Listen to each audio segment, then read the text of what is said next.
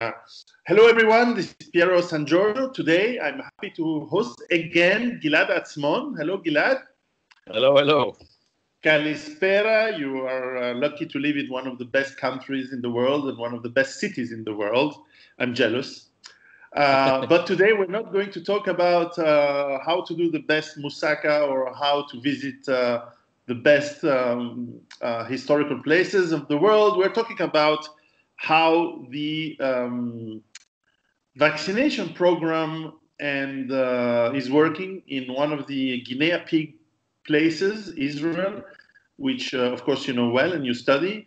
And of course, we're also going to talk about some of the data that comes out of it. But first, because this video is going to be published on among other sites, YouTube, we have to say that whatever we say is under the control of the World Health Organization, and whatever they do and whatever they say is the truth, and this is what science is in the 21st century, something that you have to believe blindly. With that, I'm really happy to see you again, and how are things? Everything is great, you know.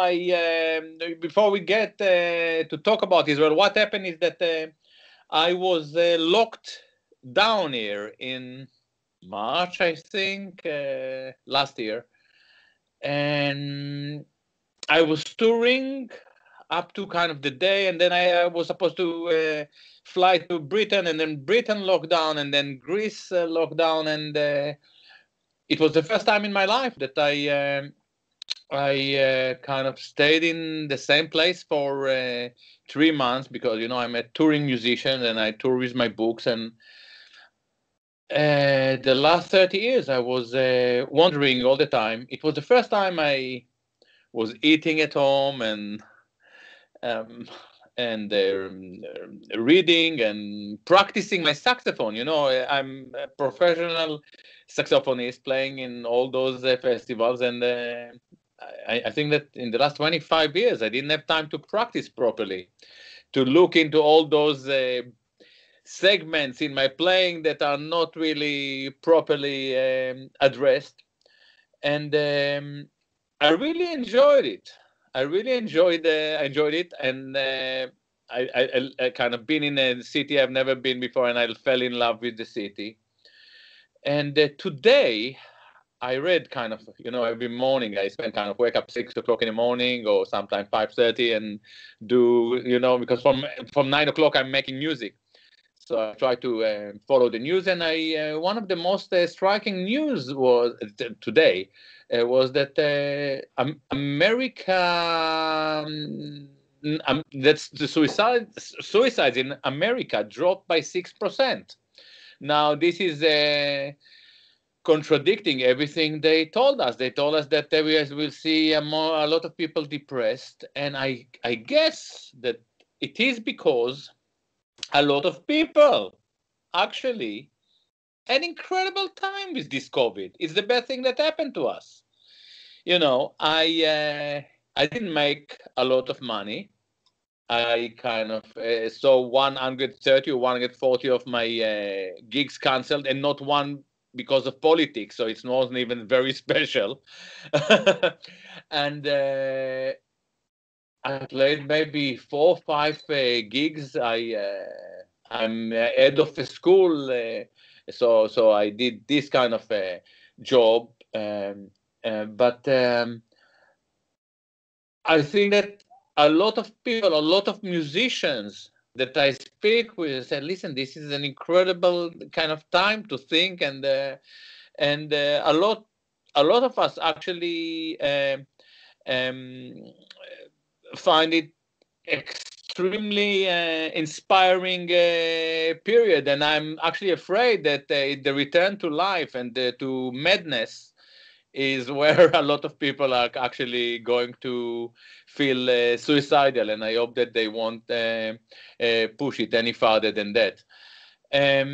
So in that case, I'm not different. Not that I thought to kill myself before, but I can understand why people like it. And a lot of people in Greece, actually, musicians that I speak with, also like it, because anyway they didn't make a lot of money before, but at least they have time to practice and to compose and so on and so on.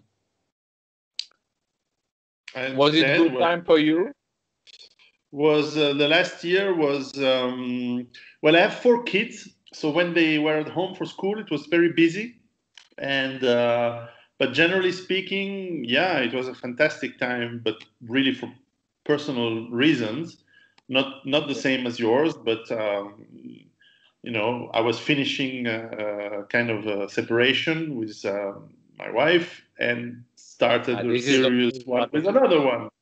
So in the end, it was all of this was a noise in the background compared to my personal life. But generally speaking, I was lucky enough to live I live in the farm in the countryside. So doesn't change much. I'm outside every day. There's no one around, or my neighbors don't care about this thing. I don't care about this thing. Starting at least in April, I stopped caring because I understand the data. I studied statistics when I was young at university, so I know how to read data. So when you start to figure out data, you understand that there is no risk, no fear, and to have seriously, unless you are in the risk group. But even then, it's much less risky than having alcohol or having cigarette or having. This is so we understand that part. But of course, life is not about only about your own. You care about the nation you live in. You care about the people around you, and generally speaking, this new world order seems to be organized. The joke about hell being organized by Italians, food being cooked by the Swiss or the Dutch rather, and engineering done by the Greeks, and they have this joke. And whereas paradise engineering is done by Germans, food is done by Italians, organization by Swiss, and so on. And this new world order, or whatever they are doing to us, seems to be like the joke. It's a complete nonsense. It's organized extremely bad, and it's very interesting, very interesting topic. But maybe we should get. I think that it is organized badly from our perspectives, but it is not necessarily organized bad for them. What I mean by that, I don't think that, and we may not agree. I think that what we see is an incredible chain of colossal mistakes, and about that, I think that we may agree. But I believe that when it comes to the corporate culture, and it is something that I really delve into deeply in my last book, Being in Time, we see how cognitive partitioning really works. We have a society, and within this society, we have a very small segment of extremely intelligent people, and this is something that Richard Einstein worked on in the bell curve. And because there is no production, and we don't need many engineers, and we really need very few clever people. The clever people, not necessarily ethical, in many cases they aren't ethical, end up in high positions in corporates, and their job is to turn everything and every disaster into profit. So if tomorrow, for instance, God forbid, there is a nuclear reactor accident in X, Google and Facebook and blah blah blah will fight who distribute the information, and once they win, this battle, they will start to charge a lot of money for adverts because everybody will be logged in. Every disaster turns into a kind of profitable adventure. And this is exactly what we see, what we have seen in the last year or 18 months, I don't know, 12 months, I don't know, with COVID. They even managed to make billions out of a virus that isn't even that dangerous. But by the way, now it is very dangerous. As once we start to talk about the vaccine, I think that we are now in far worse and way more dangerous situation that we were last February or January.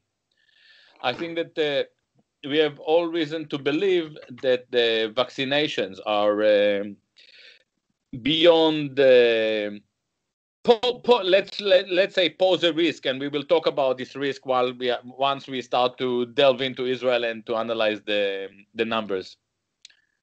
And actually, the fact that you are familiar with statistic thinking will make it very easy for me because I made some graphs for you. So because my background is also kind of not statistically but from mathematics, and I didn't do anything with it in the last 25, 30 years, but as soon as this so-called pandemic started and I started to see the numbers like you, I could see the bullshit all over it. Excellent. Well, as it happens, you are observer of Israeli politics and Israeli events for many years, a critic of the policies there, and excuse me. And the last few months have seen something that is, I must say, not being an Israeli and not being a Jew is very shocking because I'm in the culture of having been not guilty.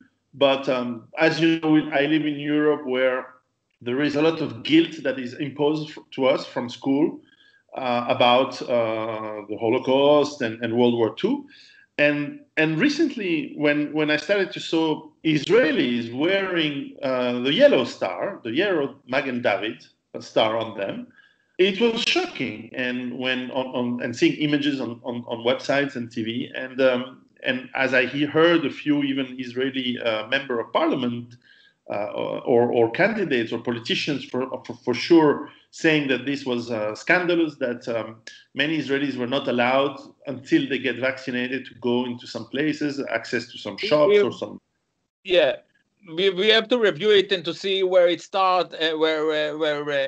where it started, why it started, and I actually think that they were left with no other option because they were pushed into a mad experiment, and their only way out of it is if they push the rest of us to follow them. And sadly, when I look at it, it is happening, and it is not going to make them overwhelmingly popular at the end of the day. It's a very dangerous situation.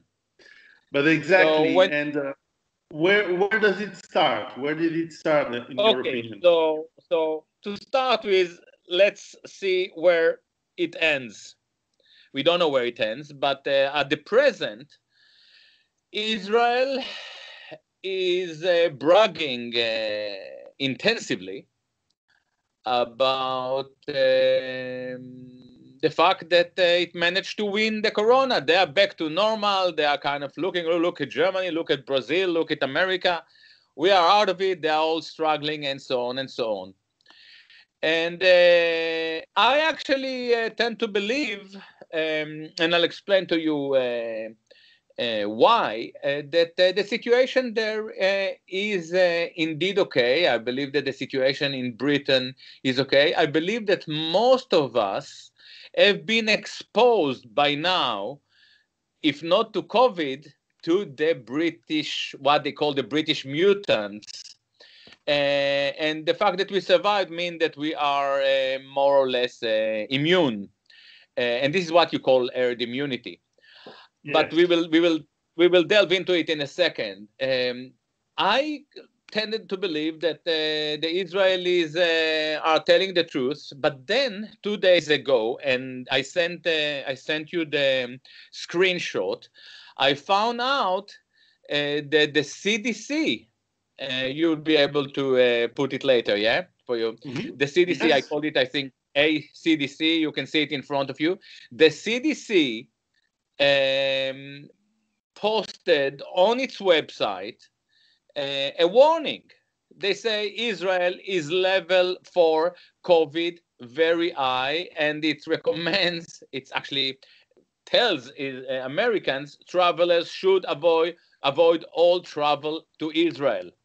Now, this is very peculiar. This is very peculiar. If Israel is such a great state, why would the CDC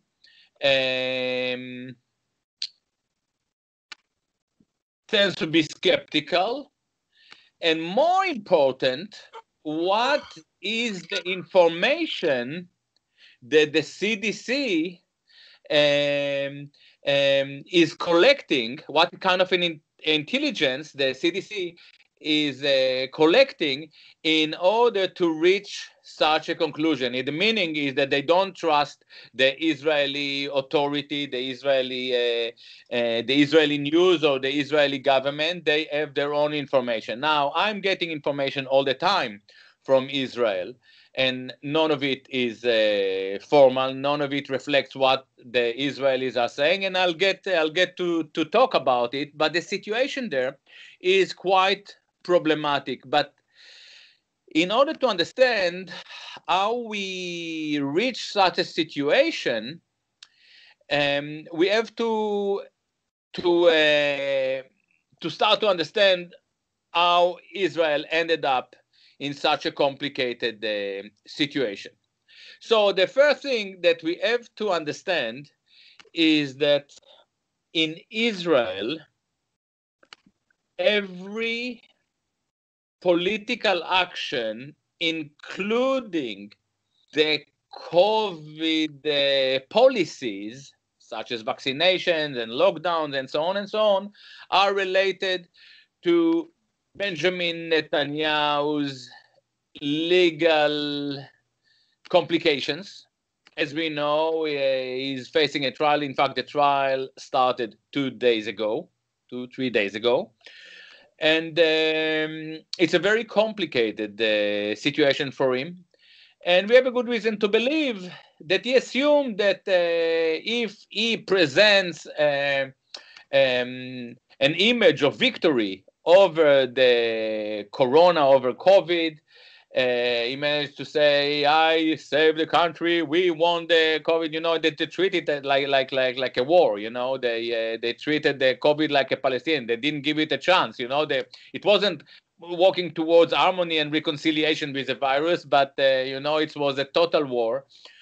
He believed that this would win him the election, and for him, this would be a very significant victory. It could easily save him from spending time behind bars. As it happened, he managed to present an image of victory. Most Israelis are vaccinated. Maybe half of them are vaccinated twice now, 2 doses, and he still didn't win the election. He still didn't win the election, which is very, very, very, very interesting. However, in order to understand how all of that started, we have to look at the history of this vaccination campaign. So we cannot really know what was the exact deal between the Israeli government and Pfizer. So in Israel, they only took the Pfizer. They bought some Moderna as well, and there were some attempt to buy AstraZeneca. I think that they have AstraZeneca, but they never used it, and they eventually didn't use Moderna as well, because they reached an agreement with Pfizer that Israel would be kind of an experimental ground. It turned basically the nation into a nation of guinea pigs, but it's not clear how many people were supposed to be vaccinated. In the beginning, they spoke about small numbers, about the vulnerables. And a lot of doctors agreed, even dissenters, to vaccination, that it's not a bad idea for people who are vulnerable to take the risk of taking the vaccination.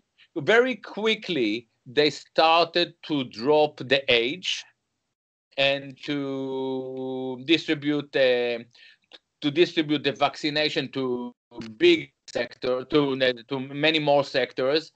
It dropped under 50 and then 36, and then they announced 16 to 16s to 50s, and then they also decided to vaccinate pregnant women, despite the fact that Pfizer didn't even start to experiment such an option. Now they're pushing for kids, vaccination of kids. And there is no any trial or any conclusive scientific medical conclusions regarding such practices, especially considering the fact that until now the COVID or Corona was something that was associated with very old people. As we will see soon, in Israel, this is not the case. This is not the case. And this is where it's becoming interesting. So on the 20th of December, Israel moved into mass vaccination.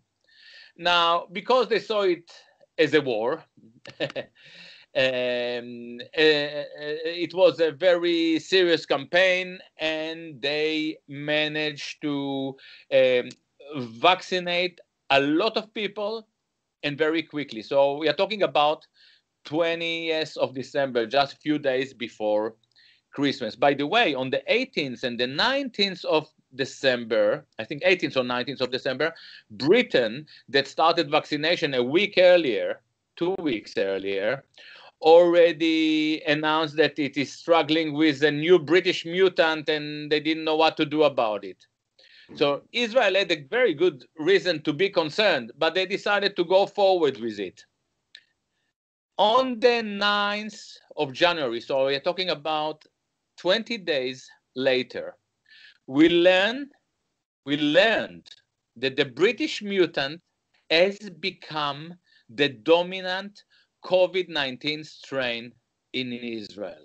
Now, this is shocking because there was no air traffic. How did the British mutant manage to make such a successful aliyah? And not only did they make such a successful aliyah, they settled primarily in the most orthodox neighborhood cities like Bnei Brak. You know, in Israel, you have some cities like some ghettos. This was shocking. And for me, this was a very alarming moment. And like you, I'm kind of an early experience with not statistics, but with mathematics. So I immediately, I started to look into it and to read it. I obviously read Hebrew, and I monitor the Israeli press every day. We also realized around that time, at 9th, 10th of January, that the cases in Israel, they already saw a spike, a serious rise of a significant rise in cases and deaths. And they realized that the numbers are not rising uniformly. What was very shocking to find was that in the Arab population, in the Arab society, in the Israeli Arab segments, the numbers were dropping rapidly, while in the Jewish society, where they are the majority, and especially the Orthodox, the numbers of cases were rising. And why it was so interesting? Because the Arabs were reluctant to take the vaccine. So the Arab villages and cities that were until that moment, until vaccination, categorized as red COVID cities, which means hotspots, became green, while the Orthodox Jewish neighborhoods that until that moment kind of were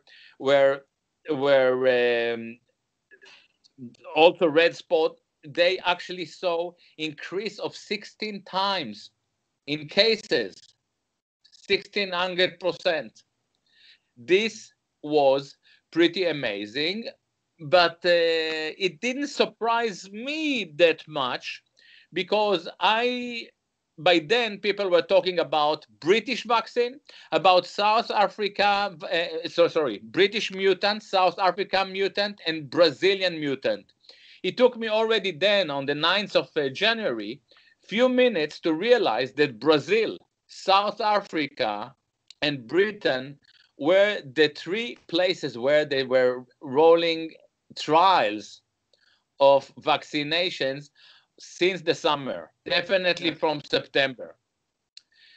So we already saw in the beginning of January that there was a correlation between vaccination and COVID cases that are related to mutants. Now, it is very interesting, by the way, we see it all the time. When you see that there is a rise in France, you look at the vaccination distribution graphs, and you see that they rise up, and immediately 2-3 days later, you already see a rise in cases, which is very interesting, because with COVID-19, we would expect it to take between week to 14 days, but with vaccination, it is immediate. All right. I give it another month, 7th of February. The Israeli press, they thought that they were about to end their third lockdown. This was the idea, when they were locking down. And I think in January they realized that they made it kind of a law that it was supposed to last for 6 weeks or whatever. On 7th of February, they realized that the situation worsened, that the numbers of the cases doubled, the number of deaths was about to double. It doubled soon after. Yeah, the percentage of cases popped up from 5% to 10%. And when they asked doctors, consultants in the news, they all try to avoid the questions. I myself saw few cases of the one that I remember perfectly well, shocking. It was the head of a COVID ward in Ichilov Hospital in Tel Aviv. It's the biggest hospital in Tel Aviv by far. They asked him, "Professor, how do you explain this strange correlation? We are the best in the world. We gave all these vaccines, and the death rate in Israel is the highest." And this professor said, "Why do you ask me? I'm just a doctor." What he was trying to say is, it's a political issue. I'm a doctor. I get the patients, I identify the symptoms, I try to keep them alive. Don't ask me what people are doing. People understood already then that there are some issues. However, they kept quiet. And this is something very, very frightening, something that we see all over the world, that doctors, scientists are keeping silent, because they may face the most devastating penalty. They will be kicked out from Facebook, by Zuckerberg. I can understand it. I've been sooked many times. Okay, let's look at graph number one. Let me ask you a question before we put the graph. Okay. When you say that indeed doctors, because if you and I can see this data and figure out that something is wrong without being specialists probably can say something. So what kind of pressure is put on people who are supposed to cure and help and avoid suffering of others, which is the point of being a doctor? What kind of pressure worldwide, and especially in Israel, where this mythology, and I don't know if it's true or not, but this idea of you build a nation so that you can help each other facing enemies, facing, I don't know, Nazis, invaders, anti-Semite virus, I don't know, whatever. Well, suddenly you have this sort of coward, and maybe the word is too much, but a coward attitude where you basically say, no, I'd rather say nothing rather than save lives. I mean, this is very shocking. It is a very interesting question. I don't know about Switzerland. I don't know what is happening in France, but we definitely saw that in Britain, doctors who opened their mouth lost their job. And I'm talking about consultants. We saw the same thing in America. And we definitely saw the same thing happening in Israel. The doctors published their warning from hospitals. If you don't keep silent, you will face the consequences. I don't know what is the situation now, and I heard that 80 doctors were fired in Israel. Now, doctors are like other people. They are committed to mortgages. They have some debts. They buy cars and they have to pay loans and so on and so on. So I understand that this is how they keep us on a leash, like their little dogs. Then you see some doctors who are retired and less dependent, and or really ethically committed, and they open their mouths. Now there is another thing that should be said. When you look at the characters who are now finishing high schools or even academic first degrees, second degrees, what are the intellectual qualities that they have to perform in order to succeed, in order to be successful? They are very different from what was demanded from us, from you and me. I think that we are kind of in our 50s. I hope that I'm not soon for me. Soon, yeah. All right. So I'm yeah. Okay. I thought that you are well older than me, but no. Sorry. I see that you are bold. For me, everything bold. I don't drink enough ouzo. That's why. Okay. So what I'm trying to say, when I studied in high school and later in university, they really appreciated creativity, creative thinking, questioning mind. I look at my kids and what is demanded from them, it's something completely different. They have to produce the right answer. And in one of my lectures that I gave in America, a student stood up after my talk, and he told me, Gilad, I'll sum it up for you in one sentence. In my first year in university, when I understood that answer A is the correct answer, but answer B will score me points, is what I should write, what I should tick, I realized that academia is a duplicitous institute. And institutionally. And this is where we are. This is where we are. The clever people around us, the young clever people, they don't go to university. You don't have to go to university if you want to start a startup. You will be better,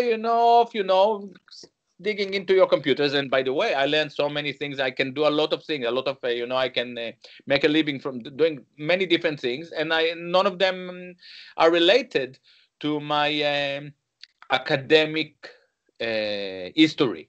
Yeah. This is the situation. So the people who actually end up as doctors now are not the most critical minds, not necessarily the most ethical people. And what you see is an institutional treacherous behavior. But we can only say that it is treacherous if they were committed to anything at any stage. And I don't think that this is the case. They've never been committed to anything. And this is something that is not unique to Israel. It is, unfortunately, a Western symptom. It's a Western symptom. If you want me to give you the general philosophical realization, this is exactly the difference between Athens and Jerusalem. Athens, the birthplace of philosophy, taught us how to think. Jerusalem taught us what to say. In Jerusalem, we get the revelation, the Torah, and that later become the Talmud. Yeah, Athens teaches us how to think. This is the Heidegger, and Noam Chomsky, the Jerusalemite, teaches us what to say. This is the difference between philosophy and Talmud, between legalistic thinking, which is exactly what the COVID is. You can look at the COVID as a Jerusalemite religion. What is a Jerusalemite religion? It's very clever about Judaism. In Judaism, they say, when we'll go into but these are very important issues. In Jerusalem, in Judaism, they say, how can you believe in God if you don't know what it is? The concept is way more sophisticated than anything you can apprehend or contemplate. We said, instead of believing, say, I believe, I follow Torah and mitzvot. I follow 613 rules. I put a kippah. I put a tefillin. I put that. I say that. I fast on Yom Kippur. There are a lot of things that you have to do. The COVID is exactly the same thing. It's an irrational thing. How do you show that you believe? You put a face mask. The face mask is the kippah for the goyim. It's this. All right? No. It's quite tragic. It's funny. It's quite tragic. Now let me tell you something frightening. Judaism, despite all the Holocaust and the Inquisitions and all the Jewish history is full with this. It survived. It survived because there is something about this philosophy, which I myself, I look into it for many years, and I get into a lot of trouble. But I'm looking into it because it is very interesting for me. It survived because its survival qualities are very strong. Look here. Now we are all believing in Jerusalemite COVID system, and it is pretty strong. it is winning. It is winning over rationality, over ethics, over human rights. The left that was supposed to be with us and to defend human rights, that's what they said throughout the entire history, they became, obviously, the preachers of this Jerusalemite religion. Why? Because the left has nothing to do with Marx. Marx was in Athenian dialectics, but the leftists, the Marxists, are Jerusalemite. They turn dialectics into religion. What is right? What is wrong? What is politically correct? What is political correctness? Political correctness is Jerusalemism. It's not what is right, what is truthful, what is ethical. It is what is right to say. Okay, so you asked me a simple question. You asked me a simple question, and I had to follow you with this. Okay, let's go back into graph number 1. Graph number 1 is very interesting. Why it is very interesting? Do you see it in front of you? Yes, I will put it on the screen.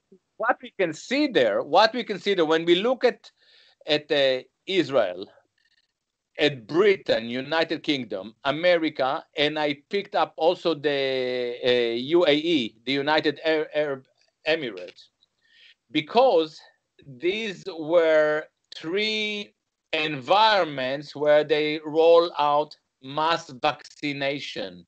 And you can see that I pointed out where the vaccination starts. So you see it in Israel, it starts in 14th of December, and you see immediate climb in cases, or maybe this is death. You know, 2 days later, you see immediate climb. You look on the right, United Kingdom, the deaths start on 21 of December. Now, until that point, there is a light decline in cases, and immediately it starts. In America, 23rd of December, the United States, there is a sharp fall in numbers, and then suddenly we see a huge rise. And the most interesting case is the United Arab Emirates. You can see that from November to 26th of December, they are on a plateau. The numbers are not rising, and as soon as they start vaccination, the numbers of cases start to rise. Now, this is not a coincidence. We see the same pattern everywhere. Now we see it, since then we saw it in Portugal, in Ukraine, in Czech Republic, and so on and so on.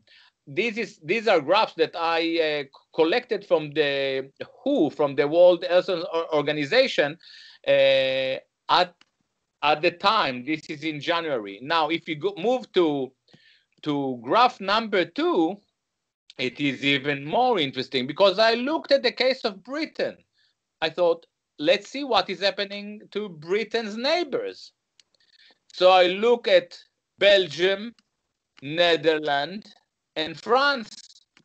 And you can see that at the same time, Britain saw an exponential rise in cases and deaths. In its neighbors, the complete opposite happened. And by the way, the numbers kept falling in these countries until these countries decided to roll the vaccination, mass vaccination campaign. What I did in graph number 3, I found out, everyone can find these graphs. You can find out if you Google for COVID-19 vaccination, and then you put the name of the country, France, Israel, Britain, whatever. You get, on the first page on Google, you get a vaccination distribution graph. What I did, I point out where the graph starts. For instance, in graph number 3, Israel is starting on the 20th of December, and you see that the death starts on 20th of December. In UAE, they start on the 25th of December, and you see that the rise is on the 25th of December. It starts small, but on the day, and it rises very quickly. Yeah, so you can compare the numbers of we have vaccination, cases, deaths. I don't think that you can be more accurate than that.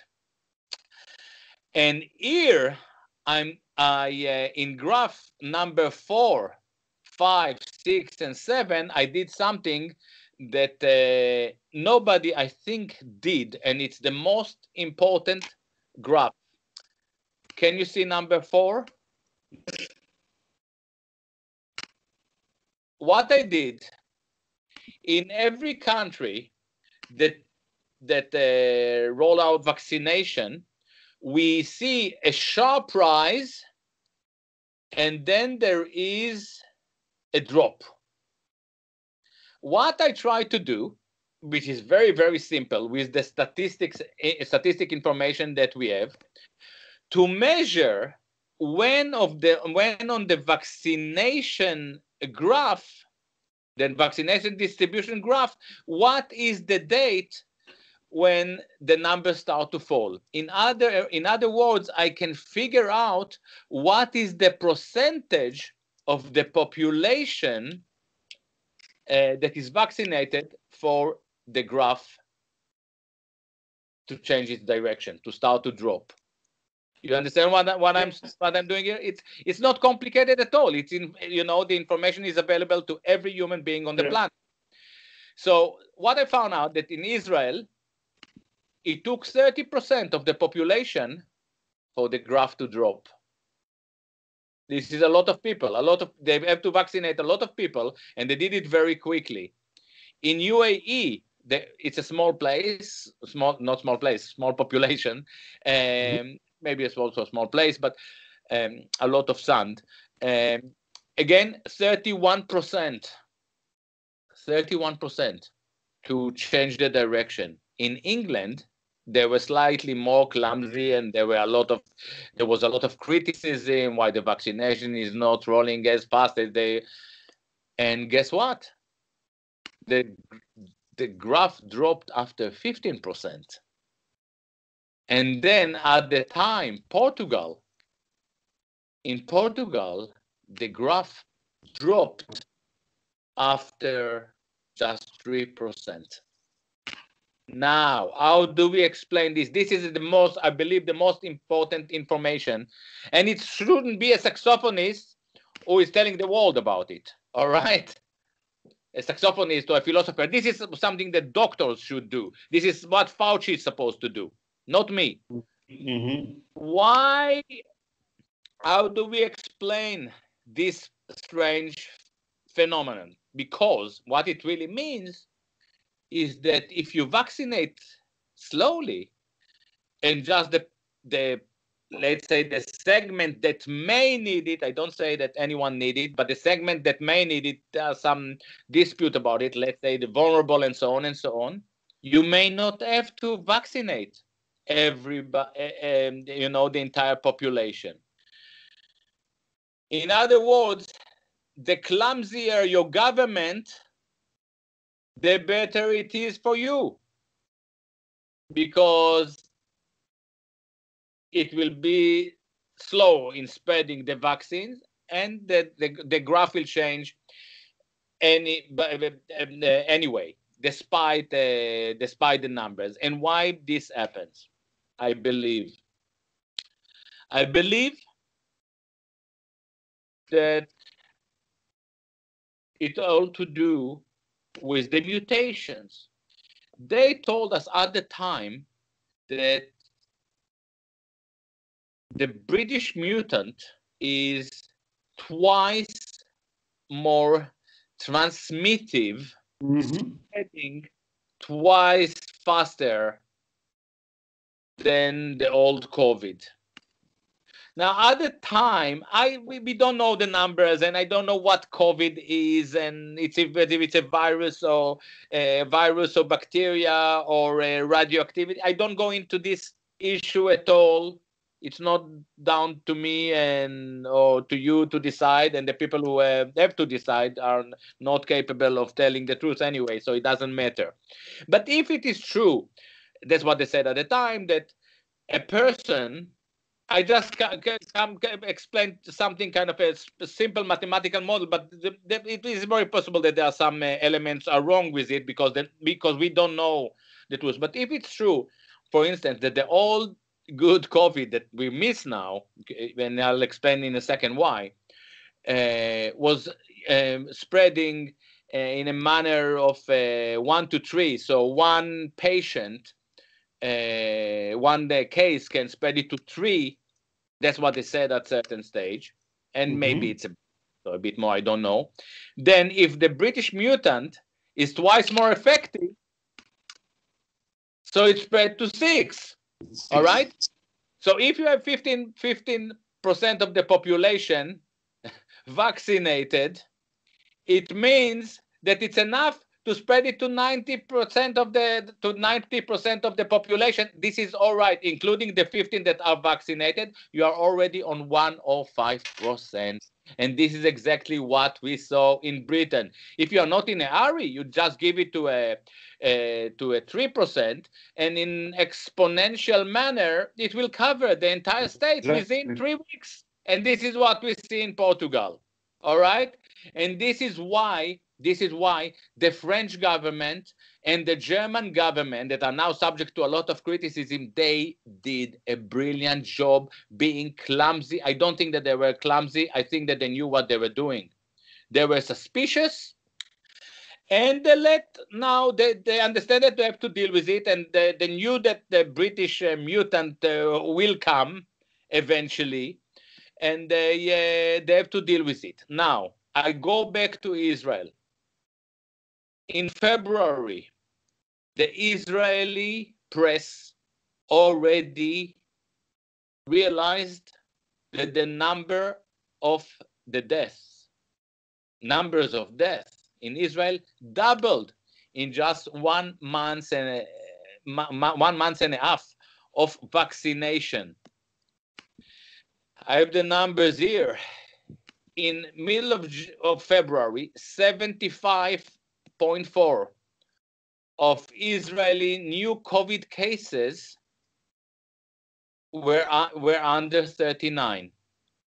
Only 5.5 were over 60. Only 60% of critical patients in hospitals were over 60, which means that 40% of the patients were actually under 60, people as young as myself and yourself. The country has detected sharp rise in COVID-19 cases among pregnant women. Many were in hospital. Many are in hospital. At the time I wrote that at the time 8 or 10 were in critical condition. So they realized that something was completely wrong. Meanwhile, this week I learned that in Britain, and the British government tried to deny it, but the argument was flimsy. In Britain, the numbers of miscarriages of vaccinated women grew by 365%, almost by 4 times. It's not a coincidence. In Israel, cases of newborn COVID-19 saw a significant rise of 1,300%, from 400 in November to almost 6,000 in February. What we really saw is a new disease. From a disease that was specializing or kind of a syndrome or whatever, that was kind of focusing on elders, on people who were vulnerable, people with low, it's not nice to say, but this is the medical definition, with low life expectancy. I didn't invent the definition. I'm sorry about it. It sounds offensive. It suddenly started to attack newborn pregnant women. This is the total and the absolute medical nightmare we try to prevent. We accept that all people are more vulnerable, but we don't want it to attack babies. We don't want it to attack our kids, our future. Of course. And we brought this on ourselves. The most recent finding in Israel, this is from this week, early this week, the Sheba Hospital, that was, it's, if not the leading, one of the leading hospitals in Israel, they vaccinated their entire staff, and they decided to run keep researching the evolvement of the immunity of those who were vaccinated. It was actually Sheba that were the first to confirm, to actually being slightly suspicious of the Pfizer. They said after the first vaccination, they said, we are not so sure, we don't see enough antibodies or enough resistance, and so on and so on. And then they actually, after the second vaccination, they said, actually, what we see now is quite positive. We see the numbers really similar to what Pfizer promised after 1 week after the second vaccination. However, this week, they said, we have to, we are slightly alarmed by the fact that 3 months after second Pfizer vaccination, we see a sharp drop in antibodies throughout many of the cases. I don't know if all of the cases, okay? Mm-hmm. Meanwhile, I'm learning from Israel, not from official press, about tons of cases of women bleeding, miscarriages. Women are afraid to get pregnant. Tons of cases of young people, a few already died, with heart inflammation. This is something that apparently easy to treat because it's easy to identify. It sounds very frightening, but there were already a few cases. Strokes. And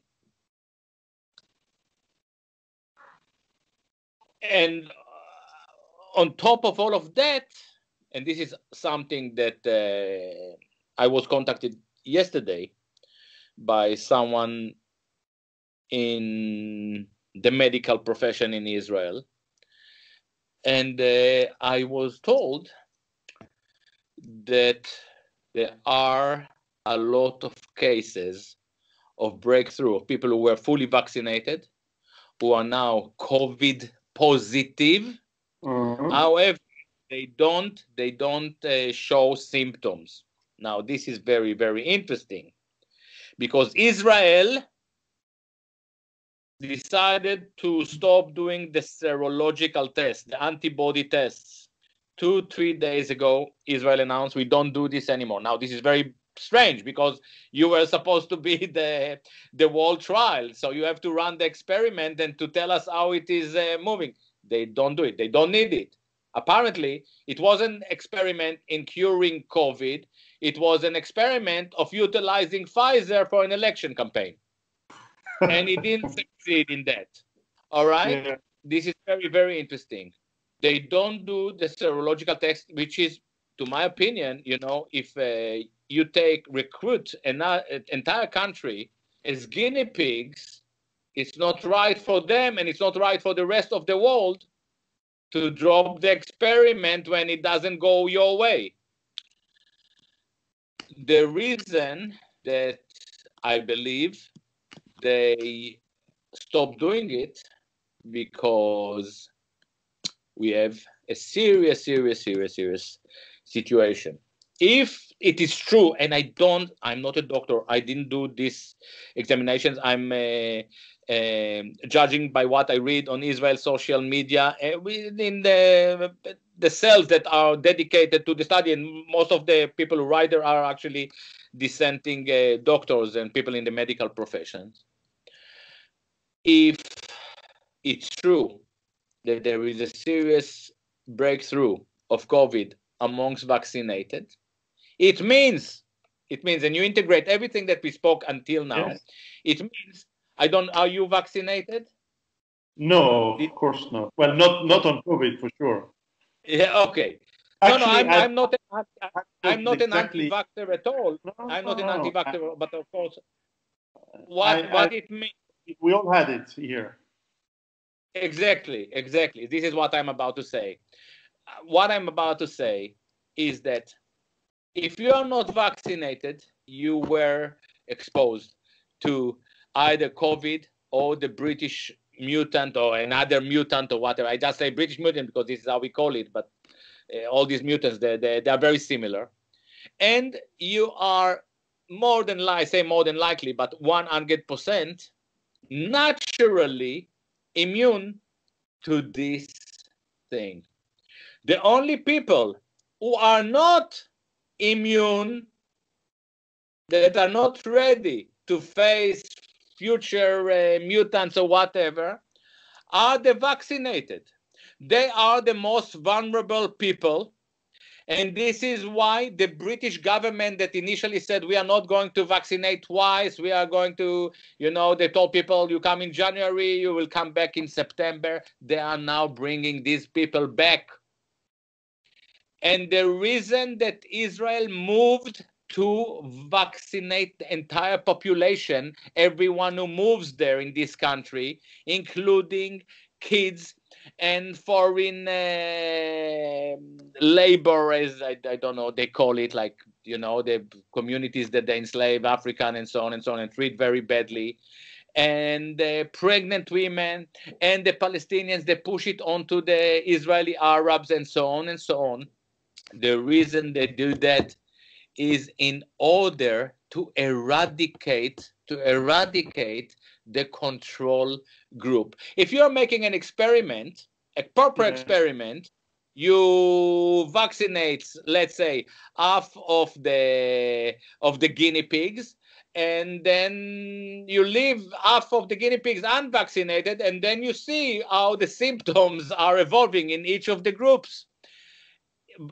In Israel, they realize that something is wrong. They want to make sure that there is no one left to compare with. Because if I'm not vaccinated, they say, listen, I'm okay. I already made peace with COVID or with the British mutant. I live with it. I'm doing fine. This is the reason that we see hysteria. This is why Britain is so hesitant to open. They cannot share this information with the public. I'm guessing here. I'm not a medical doctor, or nothing that even close to that. But I'm just analyzing data like yourself. And I believe, and I wish to be wrong.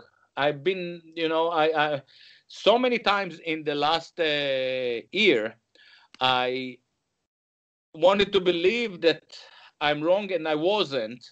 And this is what I'm saying now. I think that the first lockdown was evidently a massacre.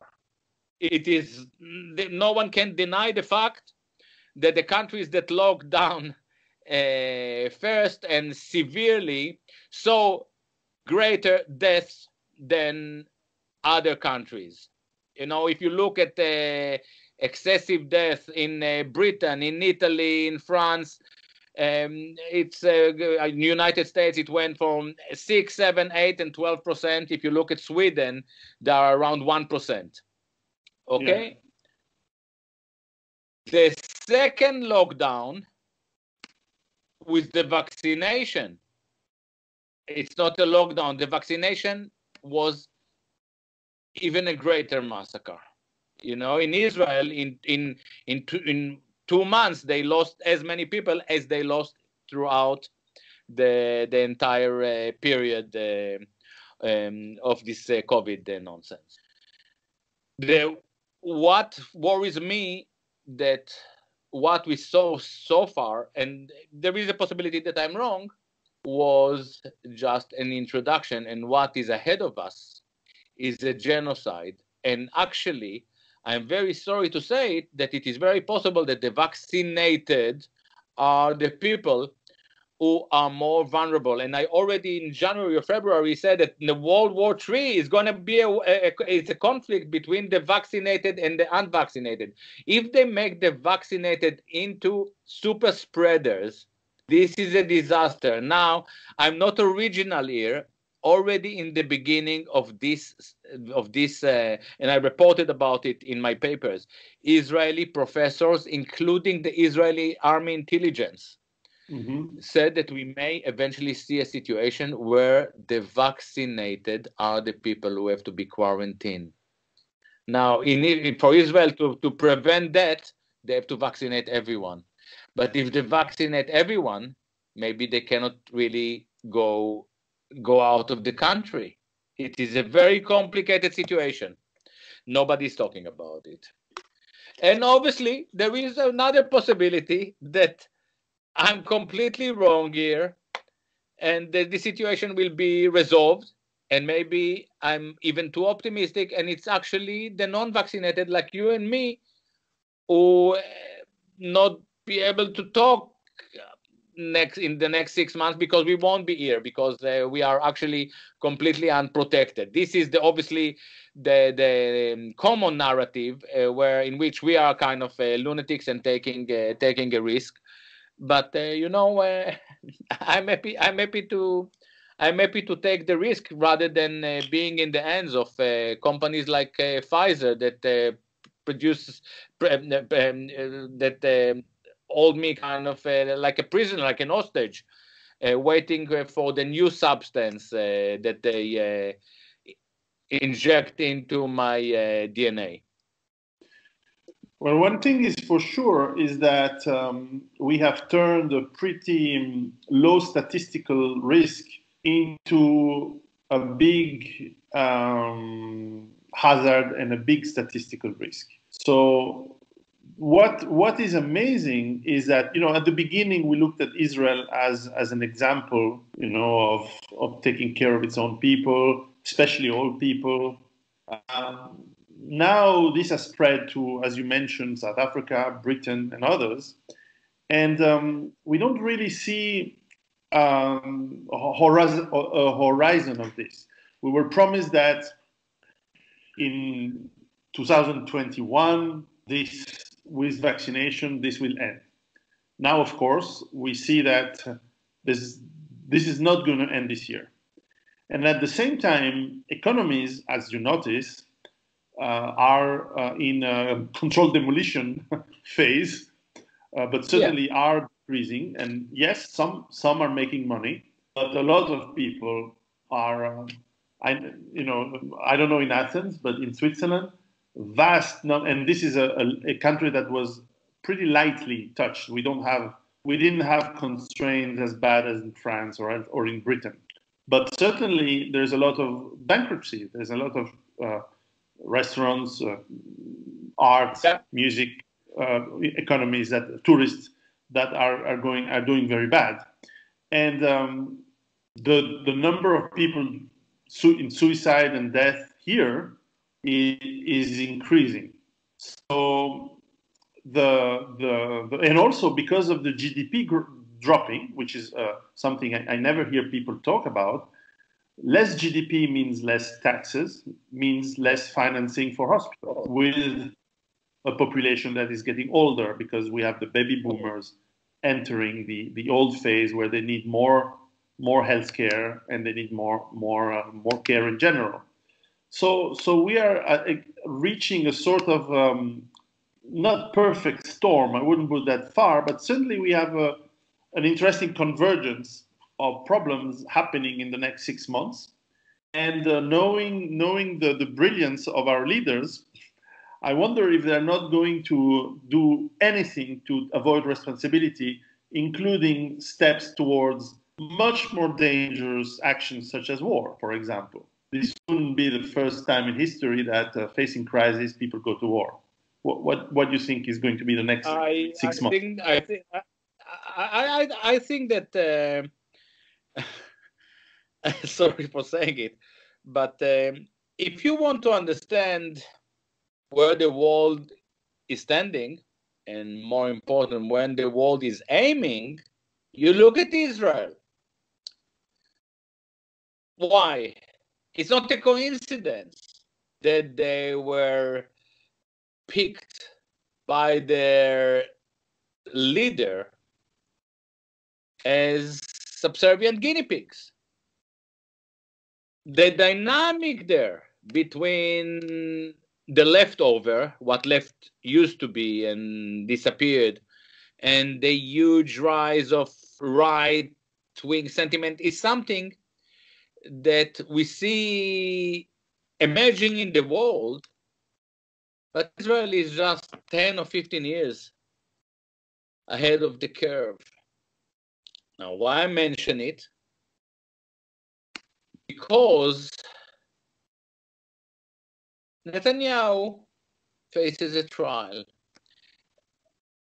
And the most clever thing that he can do, he realized that he may not be able to stop the trial.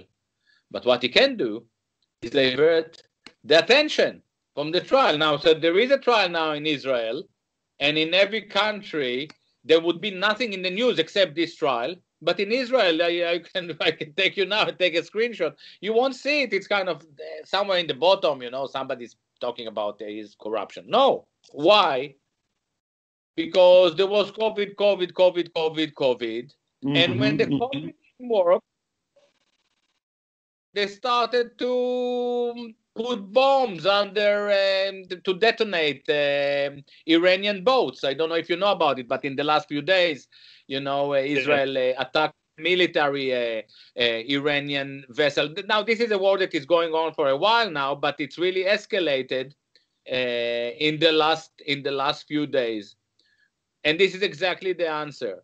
Benjamin Netanyahu, sorry, had to decide, what is he going to do? He had two options. He had one option was to go to Iran, to he's pushing for this war in Iran for at least 15 years. Or COVID. And I thought that it was actually beautiful that he decided to go for COVID. It's more peaceful to punish your own people rather than starting a World War III. But when it didn't work, he went for option B. And you are right, and he didn't invent anything. You probably remember that when I thought about it this week, when Bill Clinton faced impeachment and he needed some support from Republicans, the night before he dropped bombs on Iraq. Yes, right? Absolutely. So it's a common practice from our world leader. We spoke about our scientists and doctors being inherently corrupted. We didn't even start to talk about politicians. In the old days, politicians, I remember it, and this when the political debate had a meaning is when we believe that our politicians decided to engage in this art because they believe that they know best what is good for all of us. You mentioned before the nation. No, they don't care. You look at labor politicians in Britain. It's a profession. They are professional politicians. And unlike people who end up working in boards of directors of these awful corporates, when it comes to the politicians, they are actually the less gifted amongst our university graduates. If you are very clever in computer engineering or math or physics or whatever, you end up, they grab you immediately. You end up in the Silicon Valley or in or in working for Sony in Japan. There are a lot of places. If you are less gifted, you end up in the Labour Party as a councillor. And if you are really ungifted, you move to the party. And if you are really total, don't want to say a rude word, but it starts with W. And then you end up at the head of the party, and the situation in every political party in the West is pretty similar. It's not just the Labour, you know. And you will rise the faster the more you've been on Epstein's island, for sure. Exactly, and this is exactly, and who understood when it comes to Epstein, who understood how corrupted this world is? The people who run this operation. I believe that Epstein was just he was just running the brothel. Yeah, he wasn't the mind behind it. No. Sure, and the real mind behind it are still not even touched. Yeah. Why? Because our politicians are the most compromised creatures known to humanity, to the history of humanity. Yeah, that's because if you're compromised and in power, you will obey. So, of course, that's how it works. That's why there's no reform. On the parentheses, there is no reform to the current system.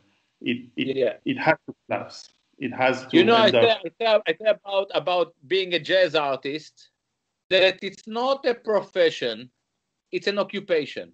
It keeps you very, very busy. I was lucky to until that last year to make a reasonable. I mean, for me, it was good because I don't need much good living out of it. To be a jazz artist is an occupation. To be a politician is a profession. You are hardly occupied. You serve oligarchs. This is what it is. And the job of the politician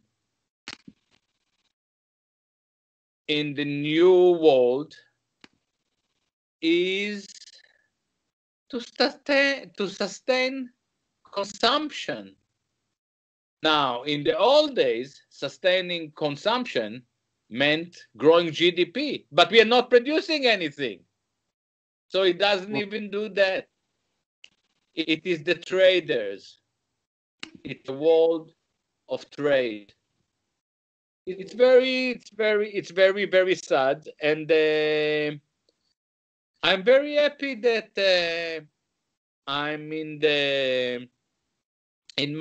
to be in my late 50s, because I think that, I don't know if my kids watch me, but you know, I would like to be in their shoes. I really wouldn't like. I wouldn't like to have young kids in such a world with no prospect of future. It is very, very sad for me to see, and also it is very sad to me to see how the inability to think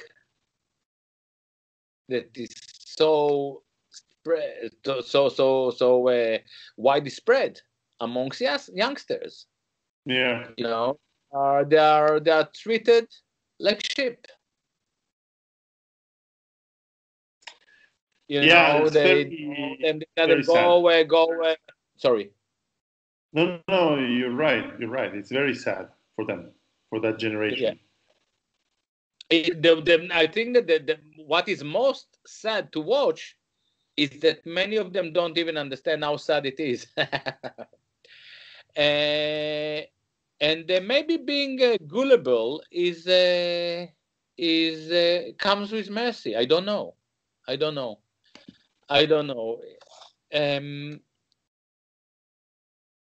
You know, when I was young, I thought I really wanted to be a musician, but I said, you cannot be a musician, you cannot make a living out of being a musician. So I said, okay, I'll go to university, and if it doesn't work, I'll go to work in a factory, and then maybe I'll play in the night. I went to university. It was actually quite easy, but by the time I kind of could have a career, I realized that this institution is a joke. So I said, okay, I really like music. And I never thought that I'll make a living out of music, You listen to John Coltrane and Charlie Parker, and, and I'm, I didn't expect anything. And I had a wonderful career, but even musicians, so many people are going to study, for instance, jazz. And then, where are you going to play? What are you doing? So universities have become an industry. When I went to university, it was for free, or very little money. Now they try to take all your money. You spend all the money, all your future money, because it's not even your money. In Britain, it's like something like 10,000 a year and accommodation.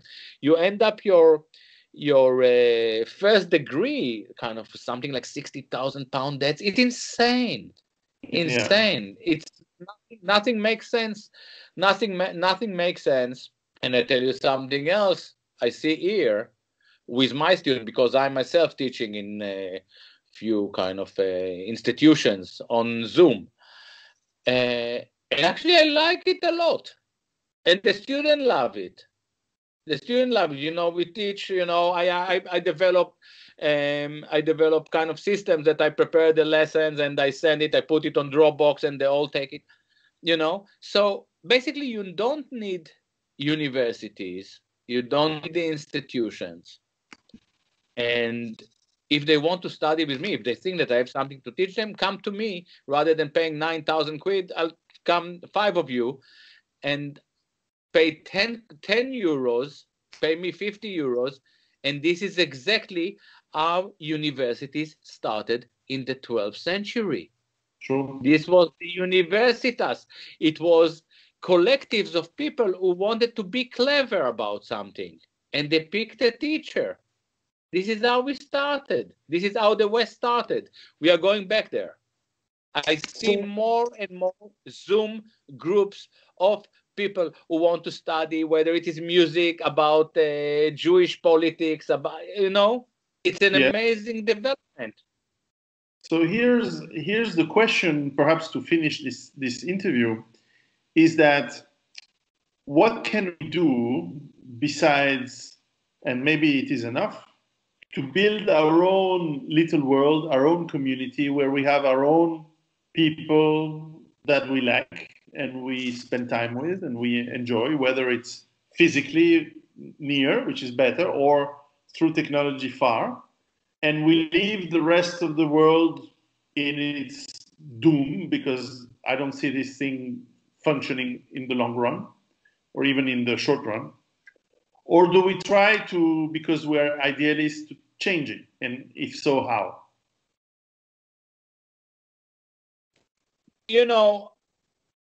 I'm not an activist, and I never try to think what is right to do. This is, by the way, I was born a Jew, and part of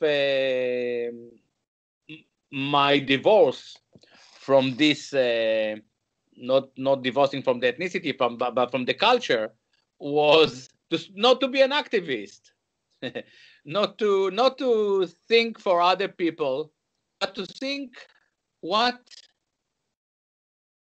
is good for me, and how do I reach my own harmonious relationship with everything around me, including COVID. There is a virus there. No, I don't want to kill it, and I cannot kill it. With a bit of help, I can learn to live with it. Maybe I have to take vitamin D. No problem, I'll take vitamin D. This virus wants to be in my system. It wants me to be its host. Eventually, few generations, it'll take, This is how I see the world. And this is what loving your neighbor means to me. Loving your neighbor is loving your neighbor practically, literally, but it means loving the sky, loving the dogs, loving the cats, loving the soil.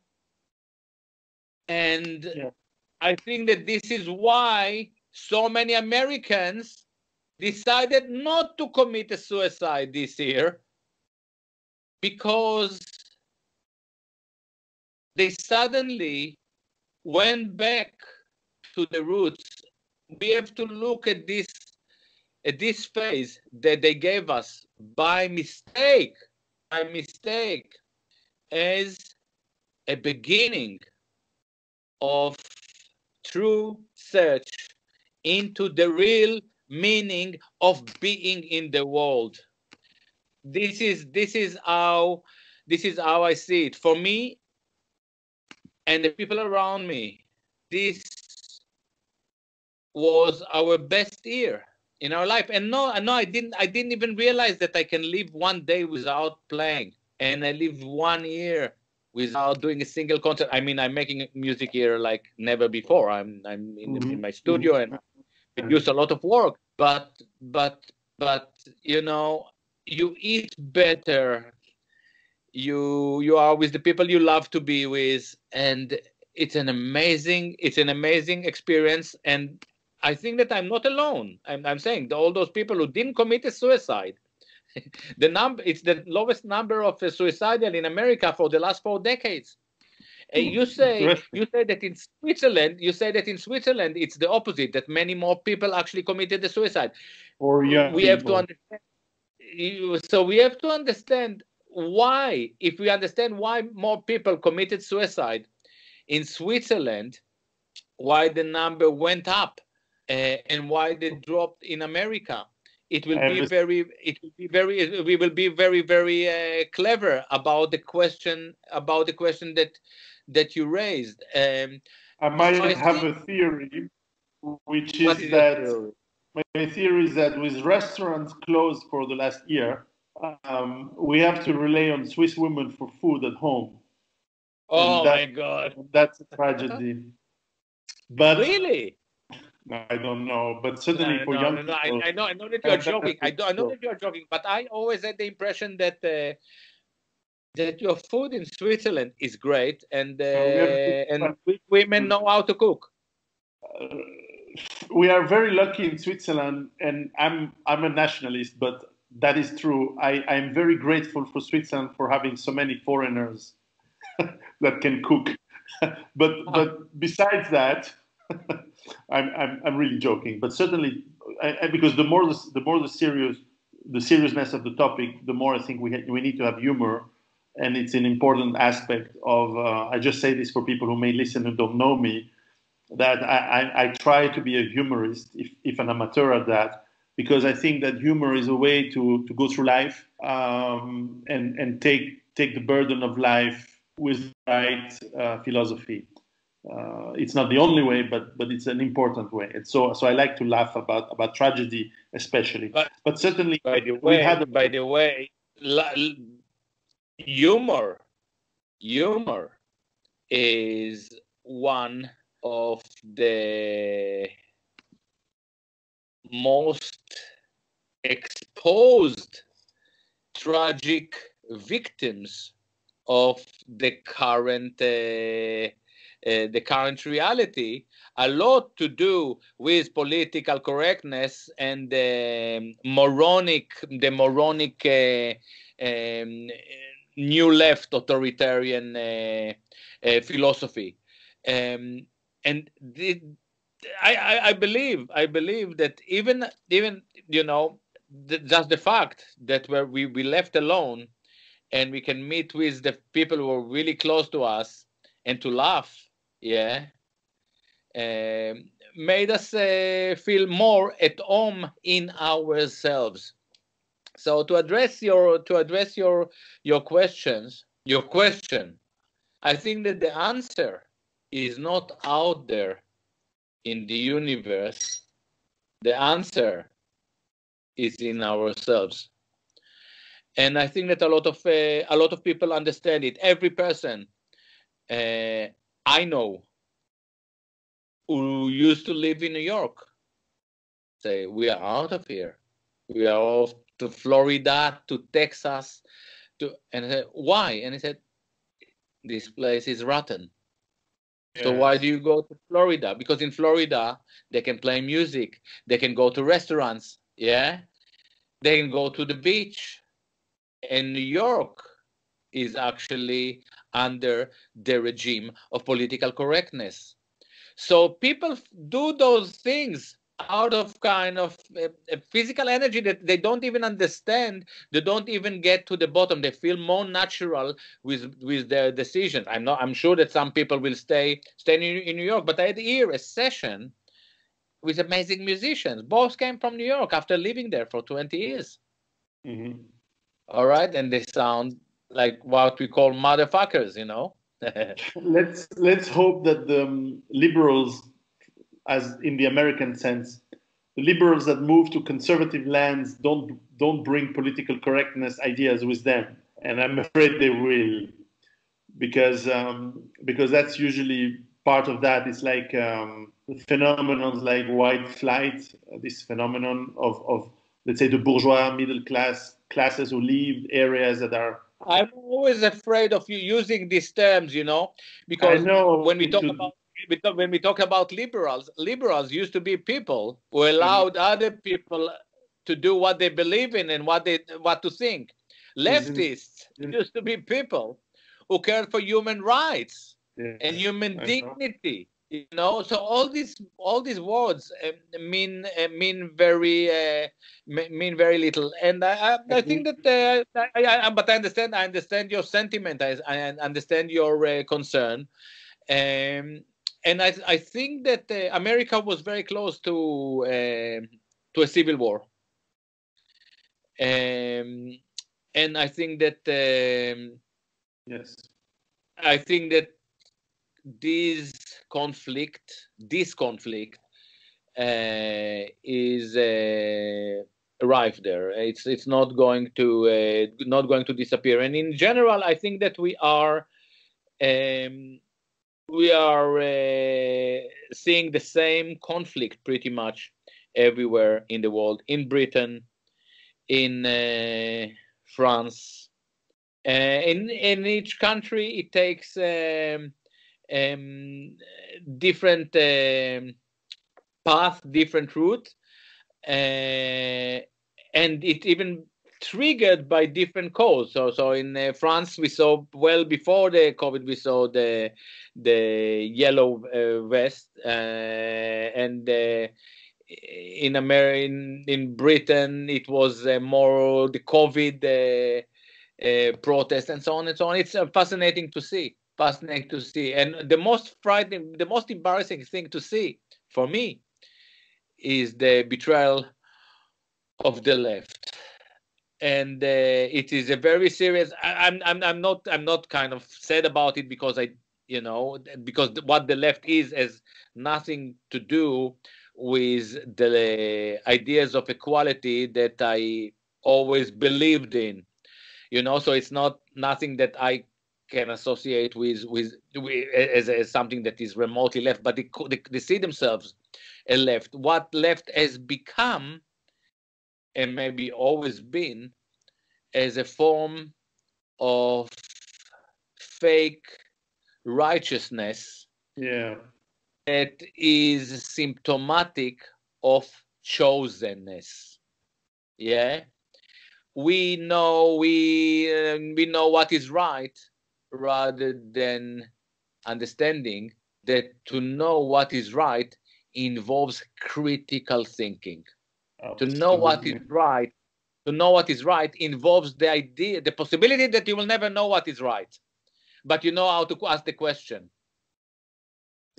For sure. And to answer my best answer to your question, where will you go next? Learn to ask, not you, generally, me, everyone. Learn to ask questions. Learn to ask questions rather than recycling answers. This is the way forward. It is. It is. I'm afraid about the left, and I was part of the anti-war movement from the 90s to the 2000s, of course. And part of that was to question, the heritage of anti-war from Vietnam and before, and the freedom, the willingness to have, live and let live, and have freedom for people. Look at how, for example, I was certainly, when I was young, very much for freedom for, let's say, sexual minorities to be respected and have to not be criminalized. And now we are criminalized by them if we don't use some very strange pronouns and things like that. And it feels not only a betrayal on all these topics, but it feels that we were used, and even themselves are used, because the only rule of the game is take power through any means necessary, any demagogy, any sophistry. And once you have power, then you show your real nature, which is basically what Orwell described in 1984, which is a total of a willingness, a goal of total control over minds and actions. And it is very scary because now we have technology Orwell couldn't even imagine to be available. And we are, yeah. So that's the thing. It's beautiful. It's beautiful what you're saying, and I totally agree. And I will just take it one step further. It's very difficult to control your mind. It's much easier to control your language. It's much easier to control your language, to decide what words, and by the way, Orwell was very aware of it. And I looked into Orwell's work very closely, as you may know, in my book, Being in Time. Orwell understood it very, very well. And when he understood it, he actually, in his 1984 model, he actually said that it was inspired by the Judaic, and I have the quotes if you need, I can give it to you. It's an amazing quote, by the Judaic belief. In Judaism, certain words are prohibited. Now, some rabbis will say that I'm completely wrong, and they're probably right, but it is worth mentioning. When a Jew is born, on the 8 days, on the 8th day, he has a Jewish male. He goes through a circumcision. The Hebrew words for circumcision is Brit Milah. Have you heard it before? Brit Milah. Brit Milah is how the Jews call the circumcision. It's a religious ritual. The word Brit is covenant. The word Milah is word. Yeah, so it's a covenant with the word. Now, some rabbis would say that the Milah actually means the foreskin or whatever, but in Judaism, those things are not a coincidence, and the tides are not. These such tides are not coincidental. In Judaism, the word and the controlling of the word, if there is a dot missing from a Bible, you can throw it. It's not sacred anymore. This is how they kept control of their tribal cohesiveness for 2,500 years. This is the core, real meaning of orthodoxy. And the moronic left new left, followed exactly this path. And it is tragic, but I'll tell you something. I told you that Israel is 15 years ahead of us. In Israel, as guinea pigs. I mean, it's a social experiment. In Israel, the left has evaporated. It became just something that really existed in the Arab segment of society. So they had the Hadash, which was the Communist Party, and it became really kind of an Arab party.